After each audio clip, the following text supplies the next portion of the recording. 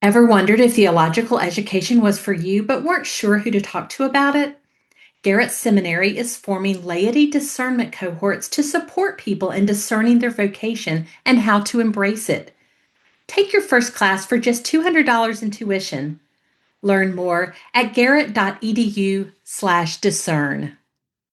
'Tis the season for all things merry and bright, except when you're feeling sad, lonely, and perhaps grieving.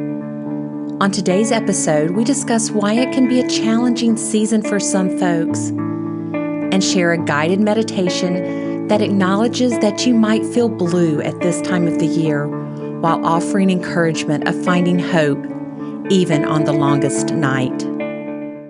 Cindy, welcome to Get Your Spirit in Shape. Well, thanks for having me, Crystal. I'm really pleased that you're here for a special episode of Get Your Spirit in Shape. Today we're going to talk about Blue Christmas, longest night worship.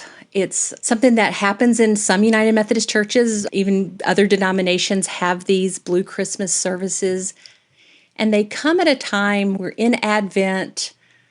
We're singing Joy to the World, Hark the Herald Angels Sing, all of these really happy Christmas carols Sunday after Sunday.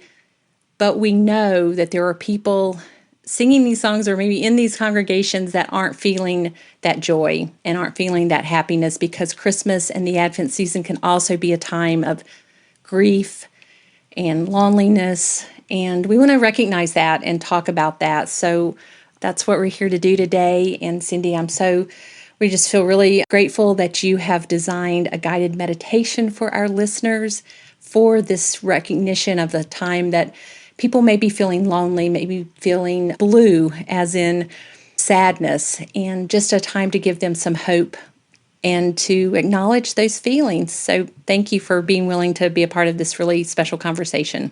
Yeah, I appreciate it. And I really love that you use the word hope, because when I have done these services in the past, I always called them a night of hope, just simply because the Christmas story does give us hope. But it's maybe a gentler hope and a quieter hope and a hope tinged with a little bit of sadness. Cindy, we're in a society that, especially I think in December, is a lot about materialism. It's a lot about parties. We're always seeing commercials for groups getting together, laughter, singing, just a lot of fellowship like that. But that's not everybody's reality. Even if they're participating in those groups inside, they just may feel that they're not in the Christmas spirit. Even that phrase, Christmas spirit, comes with this expectation of joyfulness and happiness. So how can we in the church be really attentive that people are walking a walk or walking a path during this season that just may not have all of the kind of those traditional feelings with it? You know, one of the things I think is to listen, but also to acknowledge that people do have these feelings and that we have a tendency to not want to hear that, because if I hear your sadness, it takes away from my happiness, and I want to be happy. And so just being willing to listen to someone who may not be happy, joy in a season of happy, joy, and just being there for people. I like what you're saying about this. Really, what I'm hearing is a gift of listening. That's a gift you can give people. We know there are people who are hurting. We know there are people who are grieving. And that's a gift that we, if we're not in that space ourselves, that's a gift we can give to other people. Mm-hmm. And it's a gift the church can give. When we have these services, they're generally quieter services, gentler music, so that it settles within your soul a little bit deeper, rather than trying to take you to some mountaintop experience. It's intended to be that gentle place where you can rest, because one of the things that grief does is it exhausts us. It is exhausting to grieve.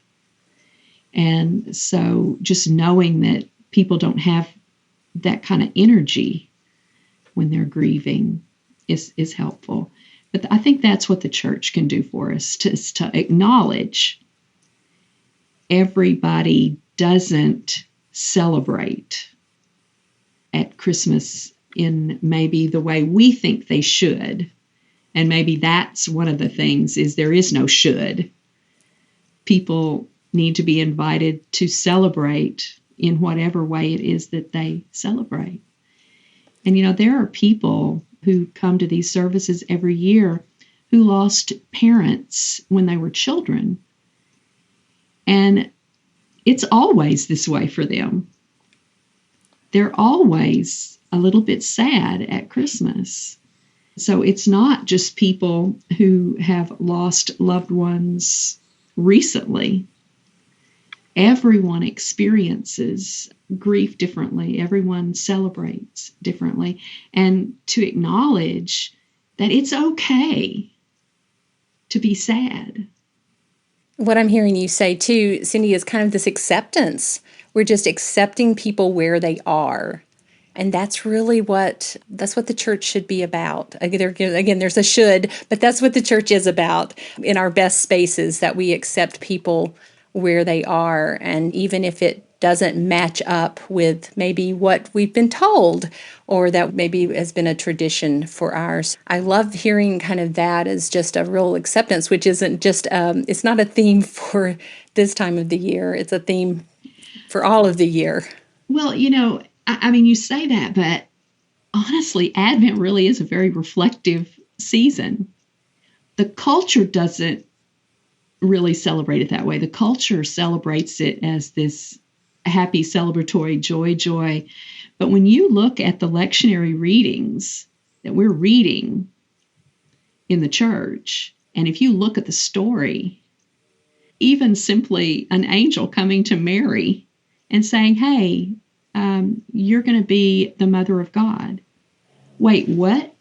This is turmoil that you're throwing her into. And Joseph's in such turmoil that he wants to not marry her. These are difficult times. And sometimes we allow the culture to pull us into this place of joy that really has a place a little bit later. And so for me, Advent is a very reflective time, and a time to journey with these real people. Mary and Joseph are real people. You're right. When we think about the longest night services, a lot of times we think about grief as in losing a loved one, but it could also be grief of, a situation that didn't work out like you thought, a relationship that didn't work out like you thought, the loss of a job, the loss of a home. There's a lot of grief, a lot of trauma. So really, this is a kind of service that's for everyone. It's not just for someone that maybe has lost a loved one recently. And that is absolutely true. When people come to these services, it is all kinds of things. They just want a place to be quiet and to celebrate by holding the story, lighting candles in the darkness, doing something that is comforting. I've attended longest night services before, and one thing that I was surprised about was how much I really yearned for a quiet, peaceful space in what can be a very chaotic season in my life. I was there for I went for a specific reason, kind of a traditional reason. I had lost someone recently and kind of thought, well, yeah, I want to go and, really grieve this. But it became almost like just a real sacred, holy time for me to not just consider my grief, but as you said, reflect on the season and maybe recenter myself. Mm-hmm. So, that was something that kind of surprised me in a good way. I think that's the reason I started offering those services myself, is because that's what I wanted. I wanted something quiet. I wanted a place where I could reflect on this story in a real way and not what I sometimes feel is a plastic way, a way that kind of glosses over life, but a place to be reflective and to listen. And I think there are many other people who do that as well. Your life is going 90 miles an hour, and Christmas songs have been playing since Halloween, actually. And so you're in this whirlwind, and is there some place that we can go and just pause for a moment and just even speak a little bit slower and again listen to the story and not bypass the feelings that we have, not bypass the yearning and the longing that we have. I think that the longest night for me is a night of longing, a longing to kind of rest in the mystery that is God. Because when I think of the Christmas story, when I think of the incarnation, I think of the deep mystery of God. And I'm filled with this incredible sense of wonder. And I want to pause and sit in that wonder for just a few moments and allow God to hold me in that space, to offer something where God can hold someone when they are grieving and when they are missing someone, or when they have lost their job and they don't know if they will even have the ability to provide gifts for their children. These places, God holds us so tenderly and deeply, and to be able to provide that space for people, I think is what the church is called to do. And that's where we find those pieces of hope. Yeah. Well, Cindy, thank you for being here with us. We're going to go ahead and finish talking about this so we can get to the guided meditation that you created specifically for our Get Your Spirit in Shape listeners. And we just appreciate you sharing those really special words with all of us at this time of the year. So thank you so much. Thank you, Crystal. Let's take a moment from our podcast to bring you this message from Cokesbury. This season, notice the unexpected in Easter with Rachel Billup's new book, An Unlikely Lent. The resurrection of Jesus didn't happen in isolation. It unfolded before a crowd. Billups invites us to see the story through the eyes of those often overlooked, the women and men on the margins, the side characters, and even the silent moments. Their stories reveal themes of devotion, courage, freedom, companionship, and unexpected alliances. Seeing Easter from their perspective shows us that the resurrection isn't just a past event. It's an invitation to join God's ongoing work, even in unlikely places. An Unlikely Lent includes a leader guide and DVD, perfect for personal reflection or group study. Walk through this season with eyes wide open and experience Easter in a whole new way. Available at cokesbury.com. Now back to our podcast.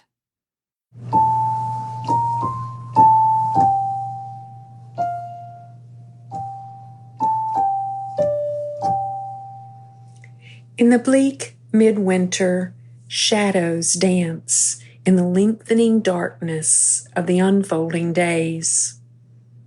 Listen as the birth of the Messiah is foretold. The prophet Isaiah said so long ago, "The Lord will give you a sign. The young woman is pregnant and is about to give birth to a son, and she will name him Emmanuel, which means God with us." As we approach the longest night of the year, a night in which the shadows become longer and the stars are the only light, I invite you to lean into the promise spoken through the prophet Isaiah. And do not be afraid, for God is with you. Join me on a journey of Advent reflections. If you are where you can close your eyes, you might see images in your imagination. But if you are listening while working or driving, simply allow the moments of reflection to come alive in your mind. Perhaps you will find a word, a phrase, an image, or a reflection that will hold you in the coming days. If you are ready, imagine that during the time of this guided meditation, we can be anywhere we want to be. Will you journey with me and join some of the angels on their Advent assignments? Let us begin by meeting the angel Gabriel on his way. So, what does Gabriel look like in your imagination? What expression is on his face as he sees us? As we join him, we ask, "Where are you going?" "I'm going to see Mary." And just like that, we appear in Mary's house. Can you see her? What is she doing?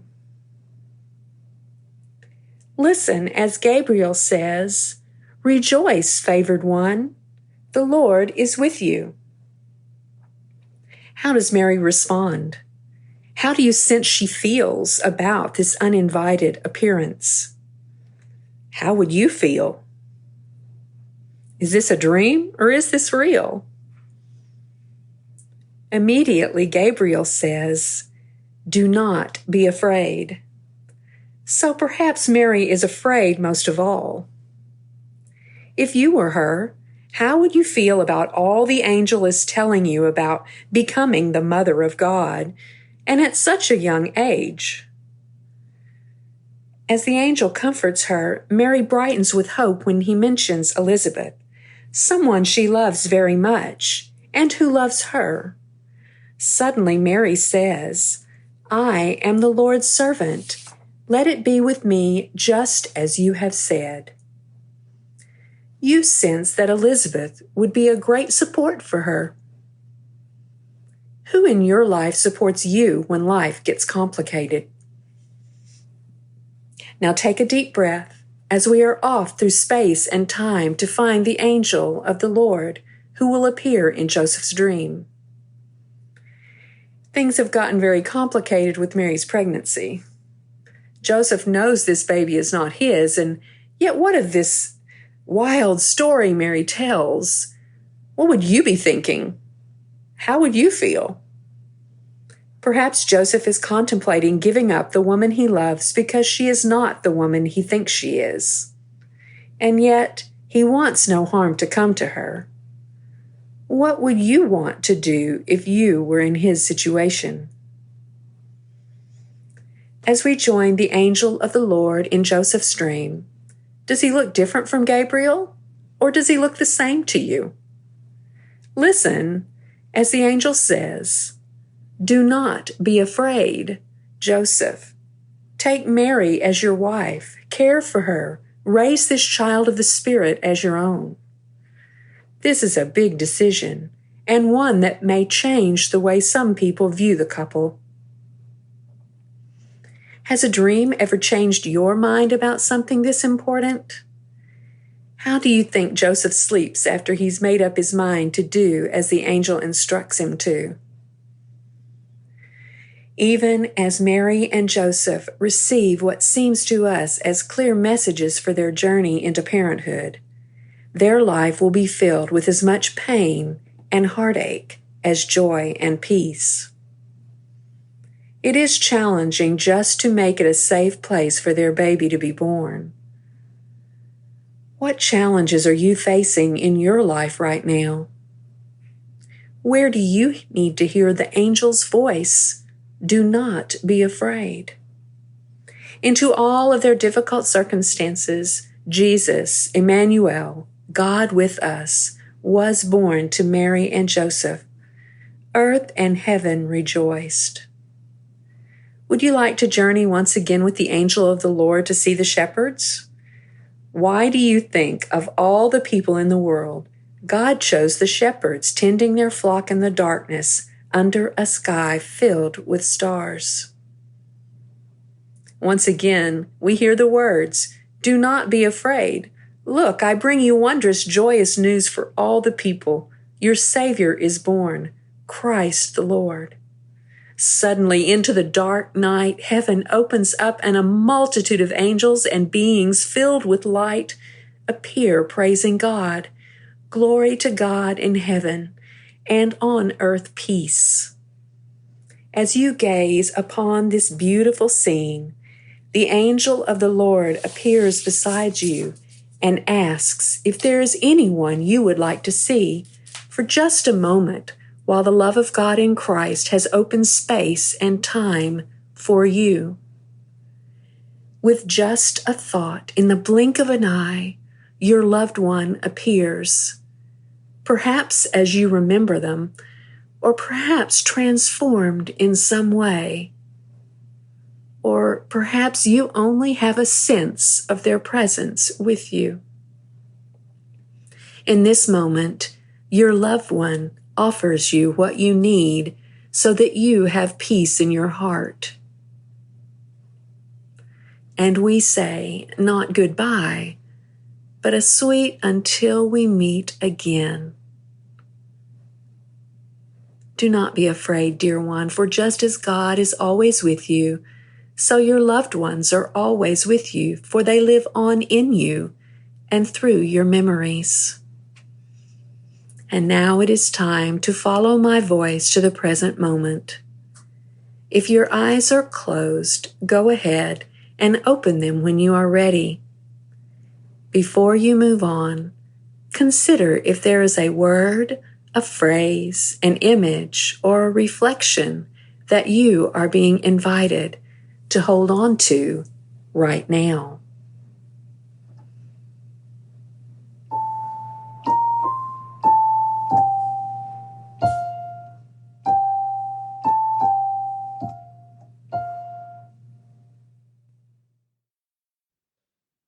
Today's episode has been brought to us by Garrett Seminary. Ever wondered if theological education was for you but weren't sure who to talk to about it? Garrett Seminary is forming laity discernment cohorts to support people in discerning their vocation and how to embrace it. You'll meet monthly with 20 students to explore resources, dream of how you can be in ministry, and dip your toe into the water of theological education. Take your first class for just $200. Learn more at garrett.edu/discern.